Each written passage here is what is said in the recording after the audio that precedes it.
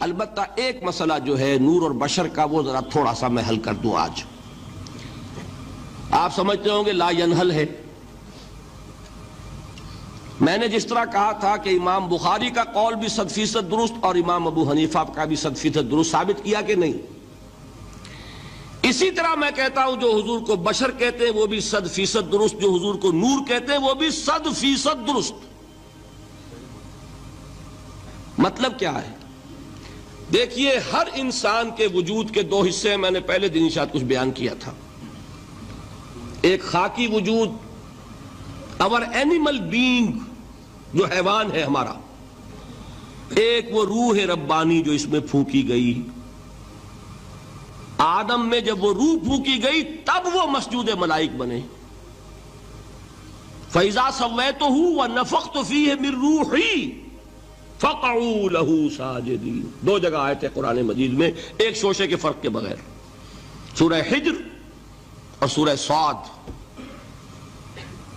جب میں اس کو پوری طرح تیار کر لوں اور اس میں اپنی روح میں سے پھونک دوں تو گر پڑنا اس کے سامنے سجدے میں. ہمارا جو خاکی وجود ہے وہ ظلمانی ہے، اور جو ہمارا روحانی وجود ہے وہ نورانی ہے. اس کی نسبت کس سے ہے؟ اللہ سے. بات سمجھ میں آئی؟ لیکن ہم نے اپنے اس نورانی وجود کو اپنے خاکی ظلمانی وجود میں دفن کیا ہوا ہے، اور محمد الرسول اللہ صلی اللہ علیہ وسلم کا وہ نورانی وجود آپ کے اس خاکی وجود پر اس درجے غالب تھا کہ وہ خاکی وجود معدوم کے درجے میں ہے، لیکن وہ حضور صلی اللہ علیہ وسلم پر اثر انداز نہیں ہو سکتا. وہی خاکی وجود ہے جسے ہم نفس کہتے ہیں. نفس غلبہ کر سکتا ہے محمد پر صلی اللہ علیہ وسلم. حضور کی شخصیت کی نورانیت نے آپ کی شخصیت کے خاکی وجود کا احاطہ کیا ہوا ہے. ہماری شخصیت کی ظلمانیت نے ہماری اس نورانیت کو گل کیا ہوا ہے، دفن کیا ہوا ہے، چھپایا ہوا ہے. بس یہ فرق ہے. انہیں آپ کہہ لیں نور، صحیح ہے، ان کی نورانیت غالب ہے. یہی بات ہے جو حضور نے اس طرح سمجھائی.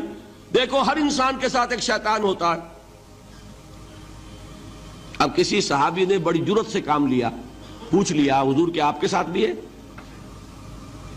ہر انسان کے ساتھ جو کہا نا، تو انسان تو ہے آپ بھی، کیونکہ آپ کے ساتھ بھی ہے. آپ نے فرمایا ہے، لیکن میں نے اسے مسلمان کر رکھا. بات ختم ہو گئی. نفی نہیں ہے، وہ میرے تابع ہے، میرا مطیع ہے، مجھے گدن نہیں پہنچا سکتا.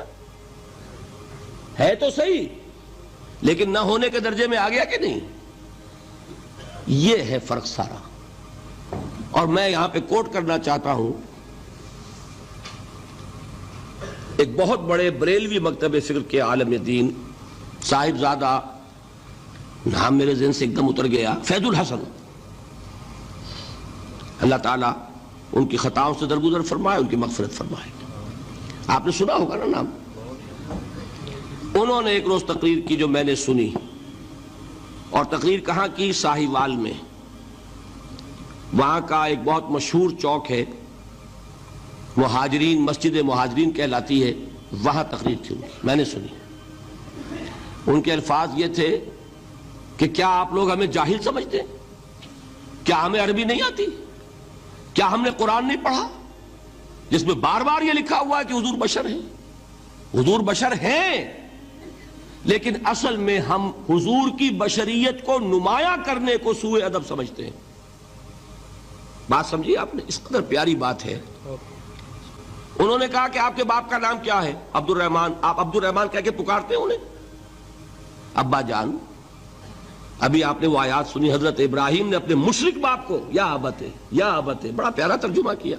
ابا جان، ابا جان. کیا نام لیں گے؟ آپ کے باپ کا نام ہے، نام نہیں لیتے آپ. کیوں؟ ادب کی وجہ سے. اسی وجہ سے ہم در حقیقت حضور کی بشریت کو نمایاں کرنے کو سوء ادب سمجھتے ہیں، ورنہ کوئی ہم جاہل ہیں، ہمیں عربی نہیں آتی، ہم نے قرآن نہیں پڑھا، ہم جانتے ہیں کہ وہ بشر ہے. بات سمجھ میں آئی؟ کتنی آسانی سے مسئلہ حل ہوتا ہے بشرطے کہ نیت حل کرنے کی ہو۔ آخر آمنہ کے بیٹے ہیں، عبداللہ کے بیٹے ہیں، عبد المطلب کے پوتے ہیں، بچپن آپ پر گزرا ہے، لڑکپن آپ پر گزرا ہے، نوجوانی آپ پر آئی ہے، جوانی آپ پر آئی ہے، شادی آپ نے کی ہے، اولاد آپ کی ہے۔ کون بے وقوف احمق ہوگا کہ جو آپ کی بشریت کا انکار کرے گا؟ لیکن یہ کہ جس طریقے سے اس کو بیان کیا جاتا ہے وہ ایک مسئلہ بن گیا اختلافی، وہ رد و قضا اور کھینچ تان، اور اس میں بھی سمجھ لیجئے مثلکم پر جو ایمفیسس بعض حضرات دے دیتے ہیں اپنے توحیدی جو ان کے اندر ایک مزاج ہے، اللہ تعالیٰ ان کے مزاج کو اور پختہ کرے، لیکن اس میں بھی مبالغہ کیا جاتا ہے۔ ایک حدیث مجھ سے سنیے جس میں حضور نے مثل کا انکار کیا۔ مثلکم کا مطلب اگر کسی نے یہ سمجھا کہ بالکل ہم جیسے ہیں تو بہت بڑی مغالطے میں۔ حضور صوم وصال سے منع فرماتے تھے، خود رکھتے تھے۔ صوم وصال کیا ہے؟ آج روزہ رکھا، شام کو افطار نہیں کیا، وہی روزہ رات بھر چل رہا ہے، اگلے دن بھی چل رہا ہے، شام تک کو جا کے پھر کھولا تو 2 دن کا صوم وصال ہو گیا۔ اگلے دن بھی نہیں کھولا، چلا تو 72 گھنٹے کا صوم وصال ہو گیا۔ یہ کیا ہے؟ صوم وصال۔ خود رکھتے تھے اور صحابہ کو روکا۔